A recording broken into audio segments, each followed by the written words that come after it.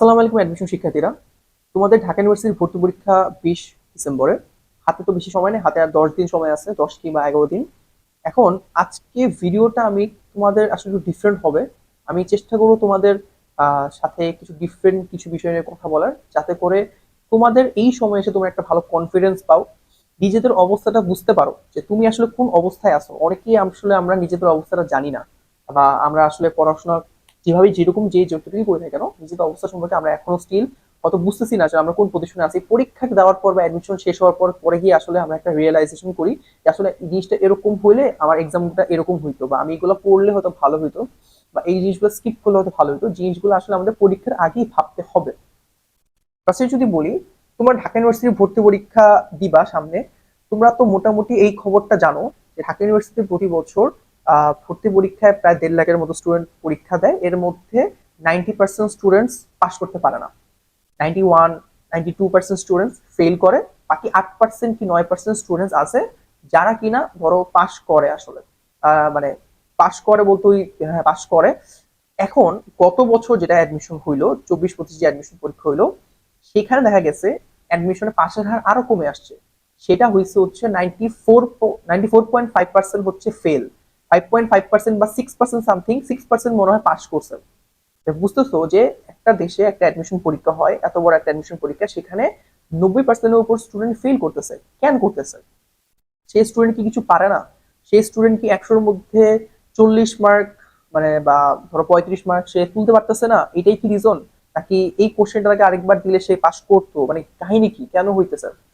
ব্যাপারটা এমন না যে তুমি জিনিসটা পারো না, ব্যাপারটা এরকম যে তুমি ওই প্রসেসটা, যে প্রসেসটা ইউজ করে পরীক্ষা দেওয়া উচিত, বা যেভাবে পড়লে তুমি পরীক্ষা ভালো করবা বা পাস করবা, সেই প্রসেস তোমার ফলো করো না, বা ম্যাক্সিমাম স্টুডেন্টস ফলো করে না। তার কারণে ওরা ফেল করে ওই অ্যাডমিশন, ধরো ঢাকা ইউনিভার্সিটি ভর্তি পরীক্ষা বা যে কোনো অ্যাডমিশন বলো, ফেল করতেছে। এটা আসলে একে তো আমাদের আহ, শিক্ষা ব্যবস্থা একটা দোষ দেওয়া যায়, যেহেতু ভালো করে পড়ায় না। দুই, আমরা নিজেরা নিজেরা নিজেরা নিজেদের স্ট্রেংথ বা উইক জোন কি, বা আমাদের স্ট্রং জোনটা কি, উইক জোনটা কি, সেটা সম্পর্কে আমরা ধারণা রাখি না, যার কারণে আমরা পরীক্ষায় হলে গিয়ে এলোপাথারি পরীক্ষা দিয়ে আসি এবং আমরা ফেল করি। ঠিক আছে, চলো আমি আমার নিজের এক্সাম্পল দিয়ে তোমাকে বুঝাই, জিনিসটা আরো ক্লিয়ারলি বুঝবে আসলে। অ্যাডমিশনের এই সময়টা এসে শুধু ঢাকা ইউনিভার্সিটি ভর্তি পরীক্ষা না, তুমি সামনে হয়তো রাজশাহী ইউনিভার্সিটি পরীক্ষা দিবা, জগন্নাথ ইউনিভার্সিটি ভর্তি ভর্তি পরীক্ষা দিবা, রাজশাহী, তারপর চট্টগ্রাম ইউনিভার্সিটি, বুয়েট, চুয়েট, রুয়েট, সব জায়গায় তুমি বুটেক্স, তারপর জিএসটি, কৃষি গুচ্ছ, সব জায়গায় তুমি পরীক্ষা দিবা। তাহলে এই যে পরীক্ষাগুলো দিবা, পরীক্ষাগুলো দেওয়ার আগে অবশ্যই তোমাকে একটা জিনিস ভালো করে বোঝা উচিত না যে তোমার আসলে কোন জায়গাটা স্ট্রং জোন, তোমার কোন জায়গাটা উইক জোন আসলে।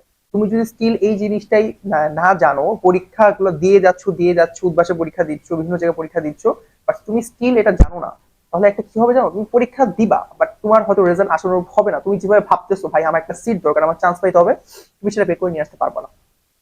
আমার নিজের এক্সাম্পল দিয়ে যদি তোমাকে বুঝাই জিনিসটা, আমি ইঞ্জিনিয়ারিং প্রিপারেশন নিচ্ছি। অনেকে প্রশ্ন করছো ভাই আপনি কিসের মানে প্রিপারেশন নিচ্ছেন? আমি ইঞ্জিনিয়ারিং প্রিপারেশন নিচ্ছি। আমি আসলে ভার্সিটি পড়বো বা এই মানে ভার্সিটি রিলেটেড কোন প্রিপারেশন আমি নেই নাই। ওকে, সো ইঞ্জিনিয়ারিং প্রিপারেশন নেওয়ার পর আমাদের প্রথমেই করোনার মধ্যে পরীক্ষা হয়েছে, এমএসটি পরীক্ষা ছিল, আইওটি পরীক্ষা ছিল, এগুলো ভালো করে দিয়ে তারপর মেডিকেলে পরীক্ষা ছিল। এটা দেওয়ার পরে মাঝে 3 মাস কি 4 মাস একটা বিরাট গ্যাপ পড়ে গেছিল, কারণ আবার করোনা ব্যাক করছিল। তো তখন আমার পড়াশোনা অফ ছিল, ওভাবে পড়াশোনা করা হয় নাই। এরপর অবশেষে 1 অক্টোবর আমাদের ঢাকা ইউনিভার্সিটি পরীক্ষা হবে, সেপ্টেম্বরের 10 তারিখ। মোটামুটি অগাস্টের শেষের দিকে শিওর হয়েছে, মনে হয় সেপ্টেম্বরের শুরুর দিকে শিওর হচ্ছে অক্টোবরের 1 তারিখ পরীক্ষা হবে, এটা শিওর, যদি কোনো ঝামেলা না হয়। তো আমি দেখতেছি পরে ঝামেলা হচ্ছে না। সেপ্টেম্বর 10 তারিখ আমি নিজে নিয়ে বসলাম আসলে, তখন হাতে আমার কাছে 20 দিন আছে, যে আসলে আমি নিজে কি পারি, নিজে কি পারি না, সেটা আমাকে আগে জানতে হবে। কারণ আমাকে তো যেহেতু ঢাকা ইউনিভার্সিটি ভর্তি পরীক্ষার প্রিপারেশন কখনোই নিয়ে নেই, আমি তো মানে লাইক ভার্সিটির প্রশ্ন ব্যাংকও পড়ি নাই, ডিউ প্রশ্ন ব্যাংক তো পড়িই নাই, জাস্ট ওই ইঞ্জিনিয়ারিং প্রশ্ন ব্যাংকটা সলভ করছি, ওইটা কনসেপ্ট করছি। এখন আমি নিজেকে নিয়ে বসলাম যে আসলে আমি কি পারি কি পারি না। আমি দেখলাম যে আমি ম্যাথের ক্ষেত্রে ইন্টিগ্রেশনের ক্ষেত্রফল নির্ণয়ের যে সূত্রগুলো ছিল ওইগুলো আমার ভালোভাবে মেমোরাইজ নাই, বা ওটা যে বড় করে করে এলাবোরেট করে ভাবে করে সেটা আমি পারি না। কোনিক্স এর কিছু ঝামেলা আমার ছিল, কোনিক্স আমি বুঝতেছিলাম না, তখনও ক্লিয়ার হয় নাই। তারপর হচ্ছে হলো ওইদিকে স্থিতিবিদ্যা গতিবিদ্যা ম্যাথের সেকেন্ড পেপার চ্যাপ্টার 9 এবং 8 এবং 9, এই জিনিসগুলো আমার এখনো ক্লিয়ার হয় নাই। এই এই কয়েকটা চ্যাপ্টার আমার তখন ঝামেলা ছিল। এরপর আমি ফিজিক্সে গেলাম, ফিজিক্সে দেখি আমার নিউটনের বলবিদ্যার ঝামেলা আছে, তখনও আমার এখনো ভালোভাবে ক্লিয়ার না। এরপর ফিজিক্সের সেকেন্ড পেপারে গিয়ে দেখলাম যে আমার থার্মোডাইনামিক্সটা ভালো করে ক্লিয়ার না, স্থির তড়িৎটা ভালো করে পারি না, ওইখানেও আসলে আমার একটু ঝামেলা আছে, কিছু কিছু টপিক্সে আমি এখনো ক্লিয়ার হয় নাই। সার্কিটে একটু সমস্যা আছে, সার্কিটে কিভাবে ক্রিটিক্যাল সার্কিটস গুলো সলভ করা যাচ্ছিল না তখনও। তো এইভাবে আমি ফিজিক্সের সমস্যাগুলো আইডেন্টিফাই করলাম যে আমার এই সমস্যাগুলো আছে ফিজিক্সের। এরপর আমি বায়োলজিতে গেলাম যে বায়োলজি আসলে কি প্রবলেম, বায়োলজি তো আসলে পড়ি নেই কলেজের পর থেকে।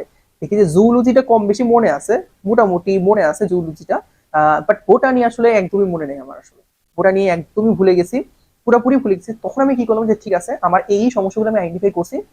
কেমিস্ট্রিতে একটা সুবিধা ছিল, কেমিস্ট্রি তখন আমার আসলে বলতে গেলে খুব একটা সমস্যা ছিল না, লাইক অর্গানিক কেমিস্ট্রি কোনো সমস্যা ছিল না। বাকি যে চ্যাপ্টার গুলো আছে ওইখানে জাস্ট মনে হয় রেডক্সের যে চ্যাপ্টারটা ছিল, চ্যাপ্টার 3 পরিমাণগত রসায়ন, সেটা একটু সমস্যা ছিল। তো অল্প অল্প সমস্যাগুলো, তো আমি সমস্যাগুলো সবগুলোকে আইডেন্টিফাই করছি, দেন আমি লিখছি, দেন আমি ওইভাবে পড়া শুরু করছি।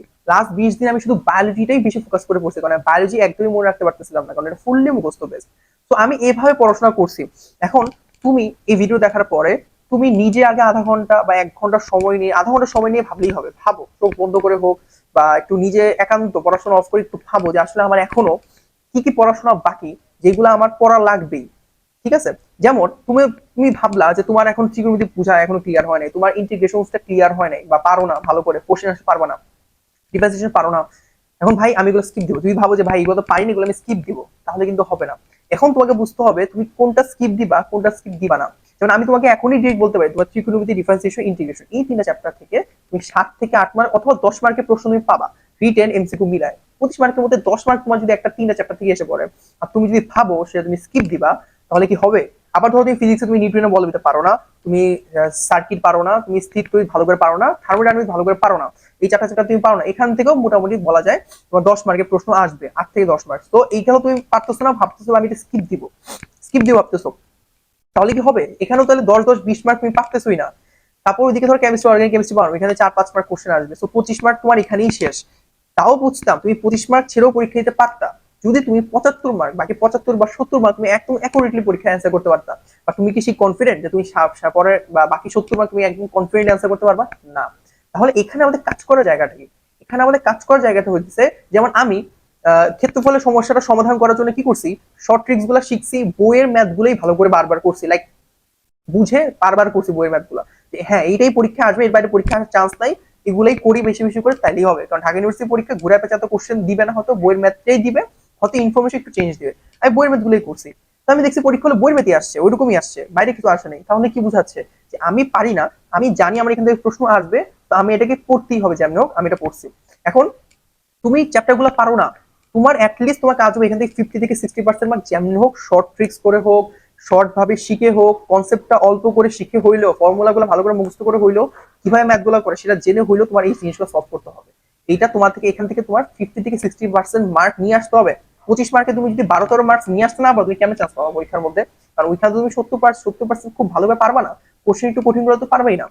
ঠিক আছে, ফিজিক্স কোশ্চেন গতবার কঠিন হয়েছে, এবারও যে কেমিস্ট্রি কোশ্চেন কঠিন হবে না, ম্যাথ কোশ্চেন কঠিন হবে, এটা কোনো গ্যারান্টি আছে? অবশ্যই কঠিন হতে পারে।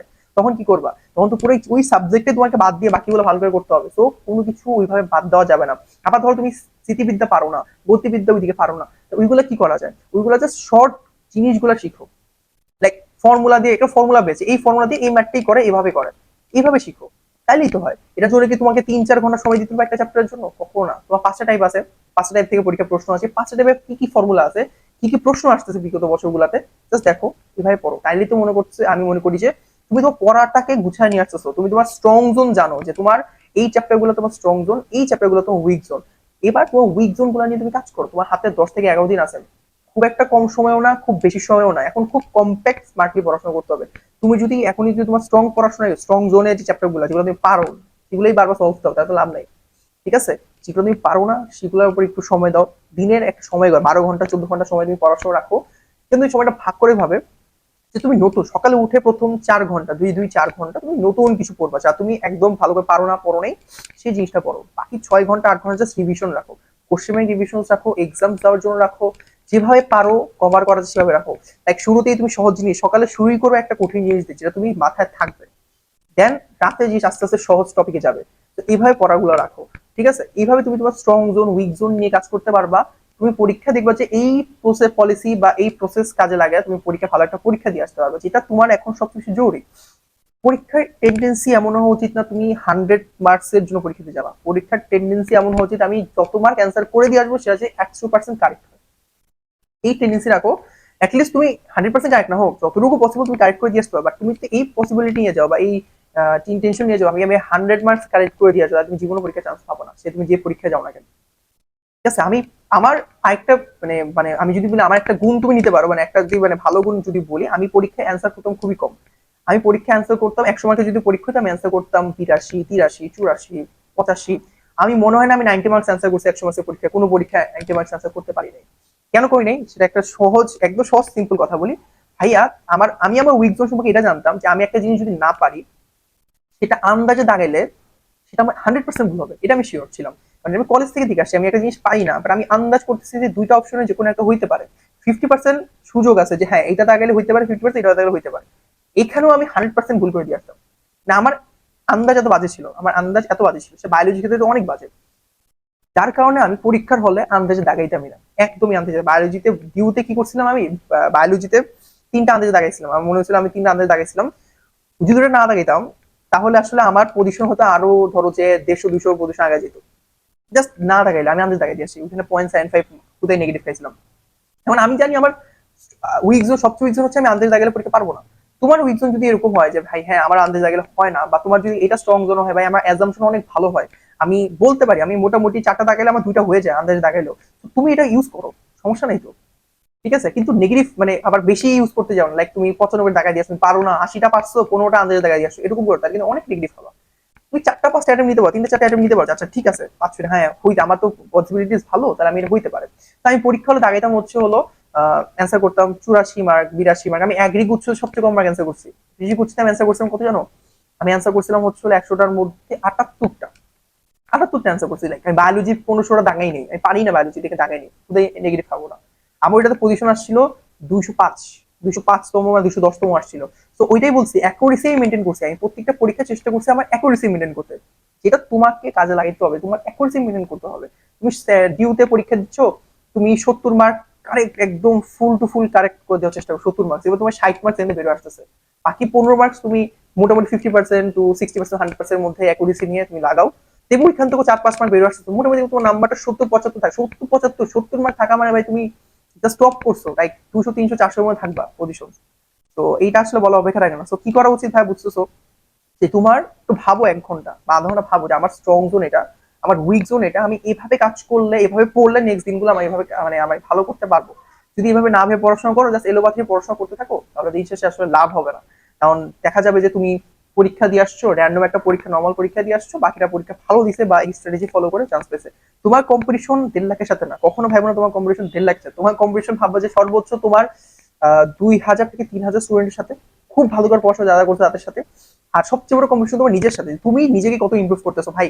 তুমি যদি শেষ 10 দিন এমন ভাবে এফোর্ট দিতে পারো যে তুমি নিজে স্যাটিসফাই থাকো, আমি বিলিভ করি, আমি বলতে পারি তুমি পরীক্ষা চান্স পাও, তুমি স্যাটিসফাই তুমি নিজের উপর, নিজে পড়াবো স্যাটিসফাই থাকো। সবসময় চেষ্টা করো নিজেকে স্যাটিসফাই করা, যে আমি কতটুকু স্যাটিসফাই হয়েছি এই পড়াশোনা নিয়ে। যদি আমি আমার নিজের পড়াশোনা স্যাটিসফাই, আমি নিজে এক্সাম দিয়ে যে স্যাটিসফাই হই, তাহলে ভাই আমার পরীক্ষা আলহামদুলিল্লাহ ভালো হয়েছে, আমি চান্স পাবো, এইটুকু কনফিডেন্স রাখতে পারো। আমি নিজে সেটা করছি অলওয়েজ, আমার বাড়ির আগের সাথে কম্পিটিশন করার দরকার নেই, আমি নিজের সাথে দেখছি ভাই, আমি পরীক্ষা দিয়ে দেখছি আমি কতটুকু পারি কতটুকু পারি না। এই প্রসেসটা ফলো করো, যেটা তোমার শুধু ডিউ এক্সাম না, তোমার সামনে প্রতিটা এক্সামে লাগবে, তোমার লাগবে, তোমার ভার্সিটি বলো যে কোনো এক্সাম বলো তোমার লাগবে এটা। তো এইভাবে পড়ো, ওকে। আর তোমাদের যে কোনো সমস্যা, তোমাদের যারা মানে এখনো যুক্ত হয় আমাদের টেলিগ্রাম গ্রুপ, তার টেলিগ্রামে যুক্ত হয়ে যাও, ওইখানে আমরা মোটামুটি চেষ্টা করছি তোমাদের প্রবলেমস গুলো সলভ দেওয়া, তোমরা কিভাবে তোমাদের সাহায্য করার জন্য, তোমাদের কোনো ডাউটস থাকে সেটা সলভ দেওয়ার চেষ্টা করতেছি, যাতে করে তোমাদের সমস্যাগুলো আরেকটু সহজে সলভ করে নিয়ে আসা যায়, তোমাদের প্রবলেম গুলো তোমরা একটু সহজ করে নিয়ে আসতেছি, যাতে করে তোমাদের জন্য প্রেশারটা কম হয়, ওয়ার্কলোড বা টেনশনটা কম হয়। এই সময় এসে ইউনিভার্সে আমাদের অনেক চিন্তা ভাবনা আসে, সমস্ত চিন্তা ভাবনা থেকে আমাদের বের হয়ে আসতে হবে, আমাদেরকে জাস্ট এখন পড়াশোনা এবং পরীক্ষায় মনোযোগ দিতে হবে। আর এই সময়টা একটা কোশ্চেন করছিল ভাই বিউর কোশ্চেন ব্যাংক পড়বো কিনা, ভাই খালি বিউর কোশ্চেন ব্যাংক পড়ো এখন, আর কিছু দরকার নেই। যে টাইপটা পারতেছো না খালি কোশ্চেন ব্যাংক সলভ করলেই হবে না, ওই ওই কনসেপ্টে তোমাকে তোমার কনসেপ্ট বুক থেকে তোমার সলভ মানে পড়ে আসতে হবে অথবা বই থেকে পড়ে আসতে হবে, তাহলে দেখবে যে ওইখান থেকে যে কোনো প্রশ্ন আসুক তুমি সেটা পারবা। ওকে, দ্যাটস ইট, ধন্যবাদ।